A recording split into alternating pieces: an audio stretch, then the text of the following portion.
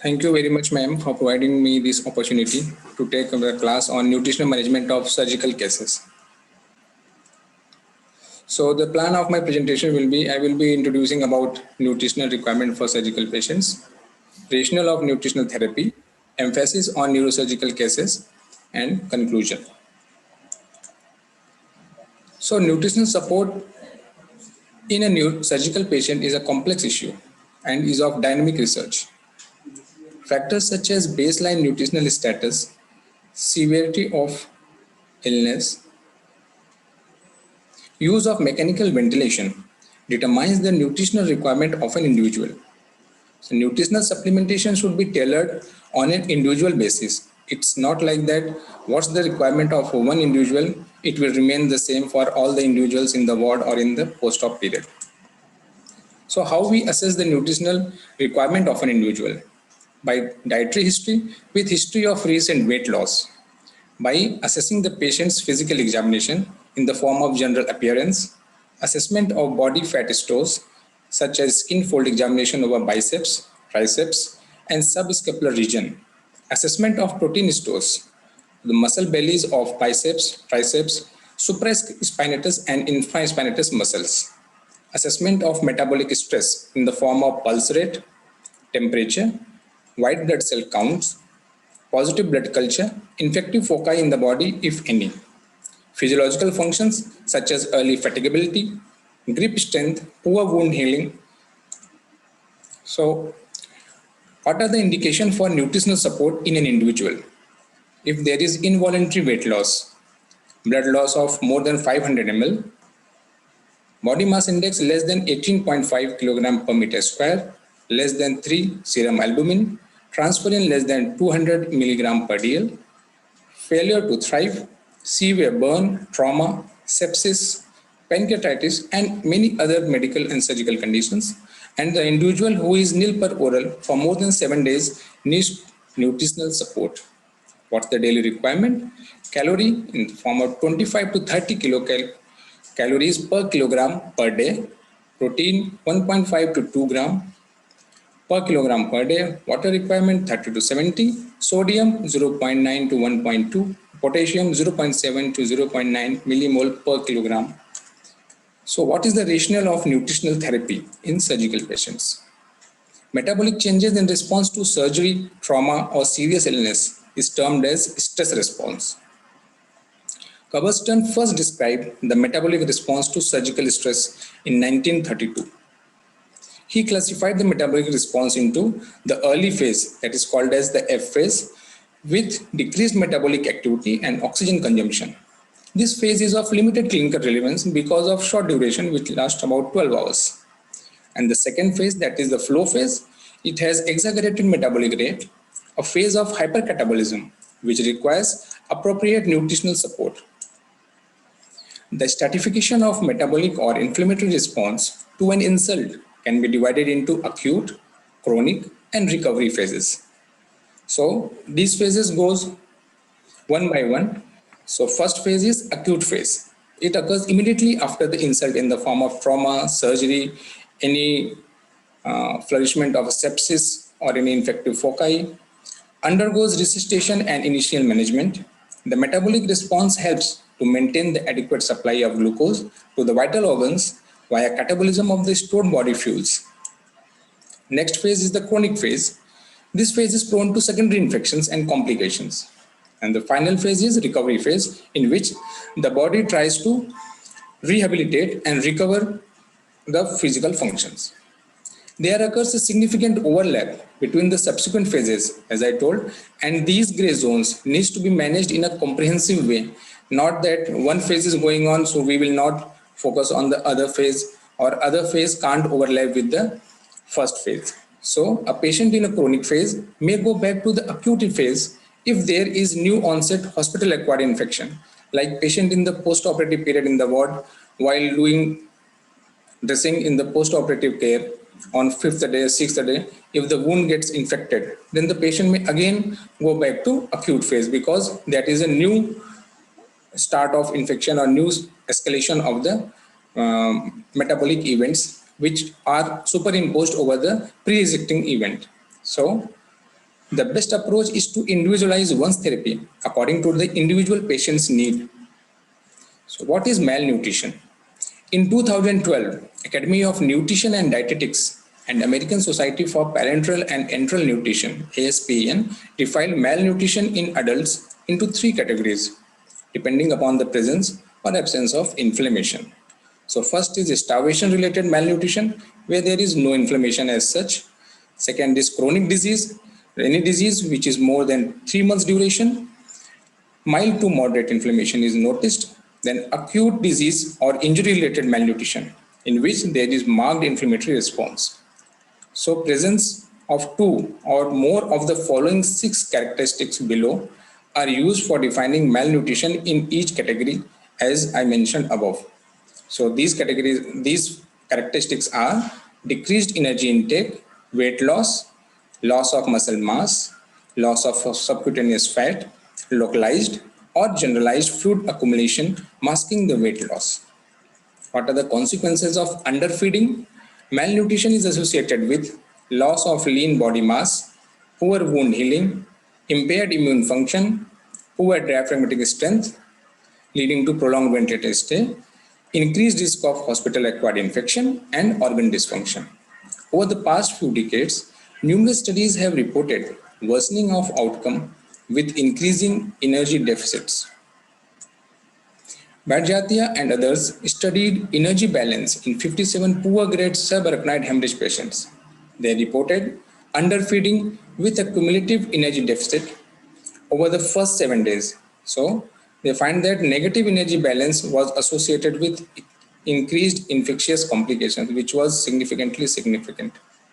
Another study in 229 subarachnoid hemorrhage patients by the Bhattacharya and others only, they reported that older age, higher Hunt and Hus grade. Hunt and Hus grade is a grade to grade the subarachnoid hemorrhage in aneurysmal bleed patients.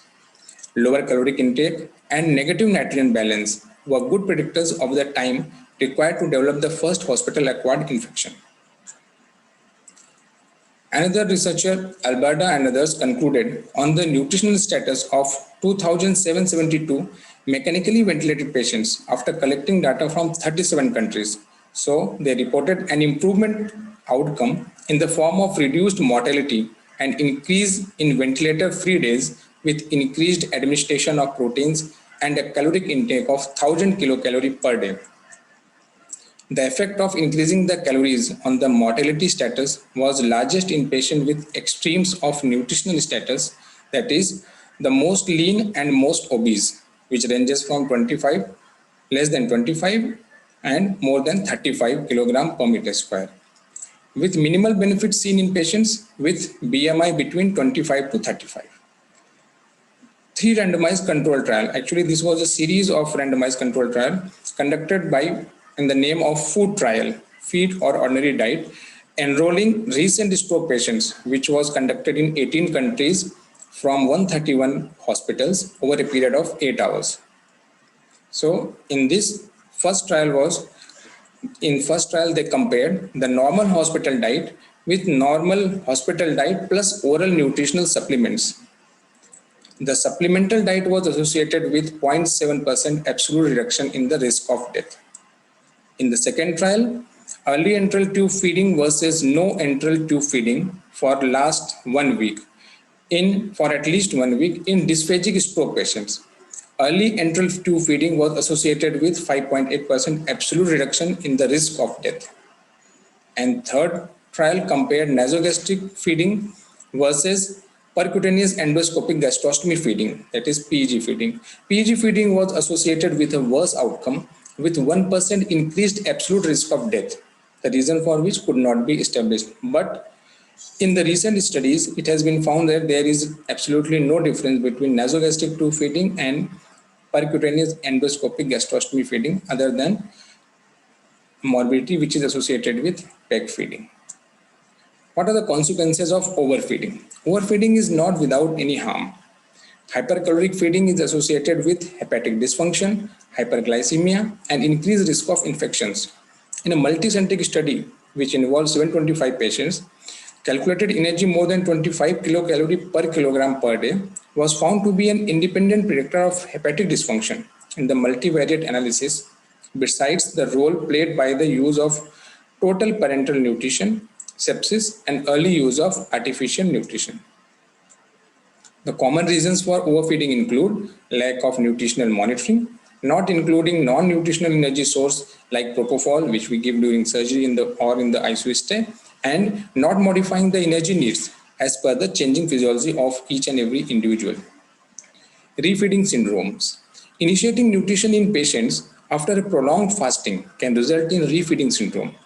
The patient may develop cardiac failure, respiratory failure, and it may even lead to death. The true incidence is unknown as it is frequently an undiagnosed, uncovered, and underreported condition in the clinical practice. The hallmark biochemical features of the refeeding syndrome includes hypophosphatemia. It also includes hypokalemia, hypomagnesemia, thiamine deficiency, as well as abnormal electrolyte and fluid balance. What is the pathogenesis behind refeeding syndrome? After institution of the artificial feeding, either enteral or parenteral, in any malnourished patient, the major fluid and electrolyte shift occurs induced by metabolic and hormonal changes. During starvation, the body switches from using carbohydrates to fat and proteins for energy production, thereby making ketones and free fatty acids as the preferred energy source instead of glucose. Intracellular minerals, including phosphate, are depleted, but their serum concentrations are maintained within the normal range. Refeeding such patients leads to secretion of insulin and synthesis of glycogen, fat, and proteins. There is intracellular shift of potassium, magnesium, and phosphate. As a result, these ions fall in the serum, leading to clinical manifestation of the refeeding syndrome, as we discussed. How to prevent this refeeding syndrome? Refeeding syndrome can be avoided by identifying the high-risk patients, slow inception of the feeding, and close monitoring and replacement of electrolytes. And who are these high-risk patients? They are alcoholics, patients suffering from malignancy, post-operative patients, elderly patients, BMI less than 18.5, poor intake for more than 5 days, and severely malnourished patients. How to do nutritional risk stratification? Nutritional classification of patients is important to plan an appropriate nutritional strategy. Nutritional status assessment not only requires assessment of malnutrition at the time of admission, but also an assessment of the severity of illness and the catabolic stress. A well-nourished patient can rapidly deplete lean body mass and become malnourished in a short span of time if the illness induces a severe catabolic state. On the other hand, a patient with a chronic disease may develop severe malnutrition even with minimal amount of catabolic stress. So what are the tools available for risk stratification? First is weight and body mass index. Weight and body mass index can be used for nutritional risk stratification. Weight measurement is a simple and easily available bedside tool to assess total body composition. It is more useful when used to construct percentage weight loss or BMI.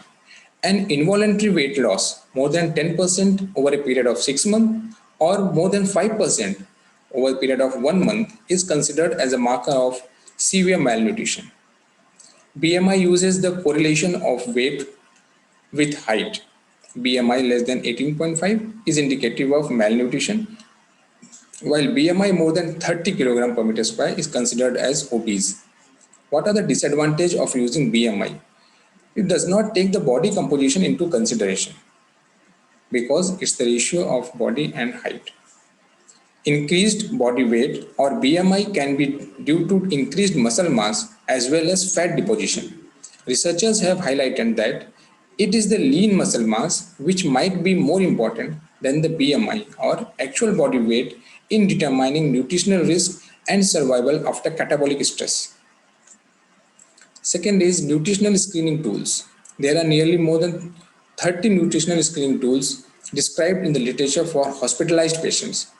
According to European Society for Clinical Nutrition and Metabolism, that is ESPEN guidelines, malnutrition universal screening tool scoring should be used for patients coming from the community And NRS, that is Nutritional Risk Score 2002, should be used for hospitalized patients, and MNA, Mini Nutritional Assessment, should be used for elderly patients in nursing homes or hospital settings.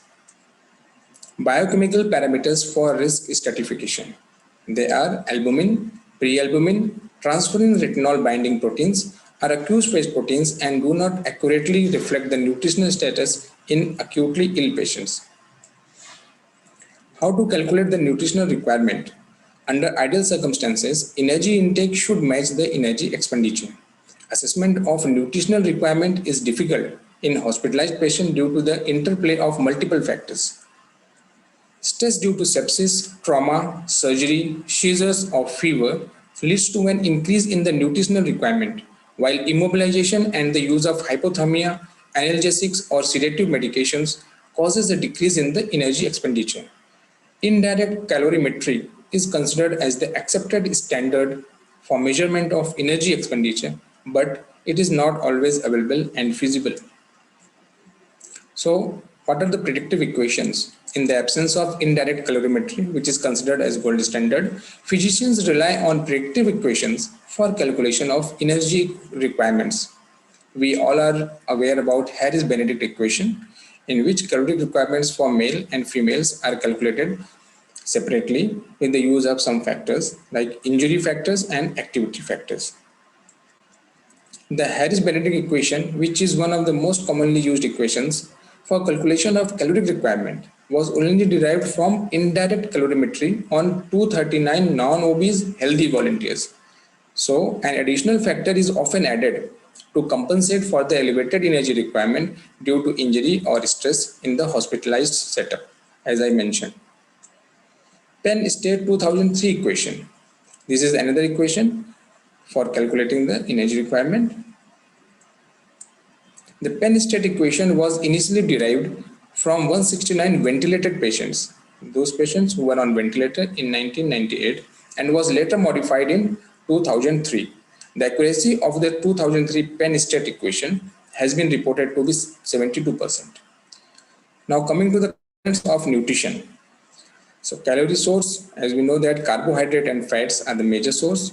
According to the American Society for Parenteral and Enteral Nutrition (ASPEN) guidelines, the energy requirement should be calculated using simplistic formula 25 to 30 kilocalorie per kg per day, or predictive equations, or indirect calorimetry. In obese patients, calculations should be made with the ideal body weight, that is body weight minus fat. In malnourished patients, the first 7 to 10 days calculation should be done using the existing body weight due to the risk of developing the refeeding syndrome. Thereafter, calculations should be according to the ideal body weight. In settings of acute infection, weight becomes an unreliable marker due to changes in the fluid status of the patient very frequently. Proteins. Protein should be given in the range of 1.2 to 2 gram per kg actual body weight per day. Protein supplements can be added to the standard enteral formula to achieve the target requirement. In patients with a higher BMI, protein should be provided in the range of 2 to 2.5 gram per kg of the ideal body weight per day. Critically ill patients show a rapid protein loss due to initiation of an inflammatory response caused by catabolic hormones and cytokines. This catabolic state is closely linked to the severity of inflammation. Enhanced protein breakdown and hampered protein synthesis leads to the loss of lean muscle mass. A high protein intake should be continued in the chronic and recovery phase, along with the adequate caloric provision to prevent a proteolysis, as we have discussed. Now, role of nutrition. Enteral route of the nutrition. Enteral route is the preferred route of nutritional delivery in patients with an intact gastrointestinal tract. Both gastric as well as small bowel feedings are acceptable in the ICU setup. Patient at a high risk of aspiration can be administered small bowel feeding via the nasojejunal route. The enteral route offers significant reduction in the number of infectious complication and the length of ICU stay. This is a pictorial diagram shows the various modalities of feeding through nasogastric tube, gastrostomy tube, jejunostomy tube, nasojejunal tube, nasoduodenal tube, and parenteral nutrition. So enteral feeding should be started within 24 to 48 hours of intensive care unit admission. That is called as early enteral feeding. Initiation of early enteral feeding is associated with nutritional as well as non-nutritional advantages. Besides preventing protein calorie deficit, early enteral feeding helps to maintain structural and functional integrity of the gut.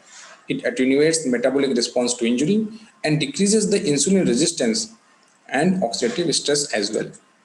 So various strategies in order to optimize the enteral feedings include small bowel feedings, use of prokinetic medication in the form of erythromycin, metoclopramide, tolerating the higher gastric residual volumes, and using concentrated feeds. So in early enteral feeding is not without disadvantage other than the advantages which we have mentioned. It is associated with high gastric residuals, bacterial colonization of the stomach, increased risk of aspiration pneumonia as well. So parenteral nutrition. There is considerable discrepancy between various guidelines regarding the use of parenteral nutrition when enteral nutrition is not feasible or it fails to achieve the desired target.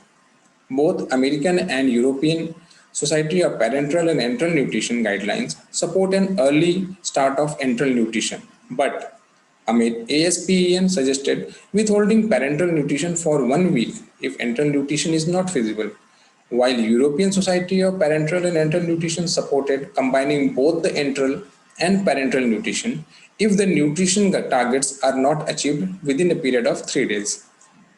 So, specialized nutrition formulas.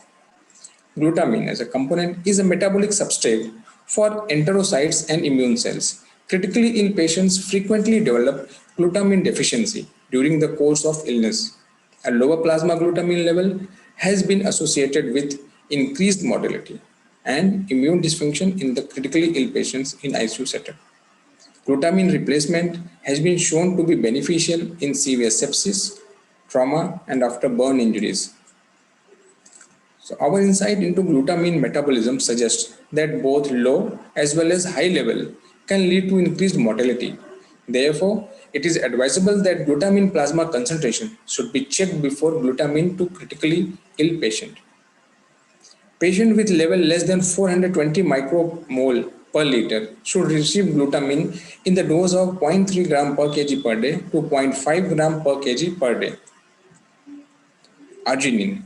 Body's immune function is closely linked to arginine metabolism. Arginine is metabolized to ornithine by the enzyme arginase 1. Ornithine is a precursor of polyamines and proline, which stimulates cell growth, proliferation, and helps in wound healing. Arginine is also a substrate for inducible nitric oxide synthetase. Nitric oxide is a potent oxidant and bactericidal. A meta-analysis of 11 trials, including 321 patients, showed that L-arginine supplementation was associated with a significantly higher T-cell proliferation response and decreased incidence of infection than the control group. Arginine supplementation has been found to be beneficial in surgical and trauma patients. Omega-3 fatty acids. It has been demonstrated that dietary intake of certain oils can modulate the immune response by changing the cell membrane composition of immune cells.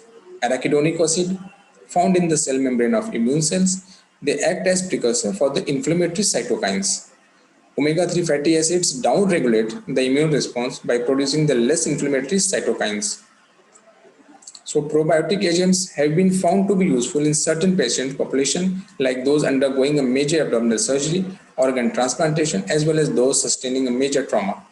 Critically ill patients, especially the burn victims, trauma patients, should receive micronutrients in the form of trace elements, vitamins, and antioxidants.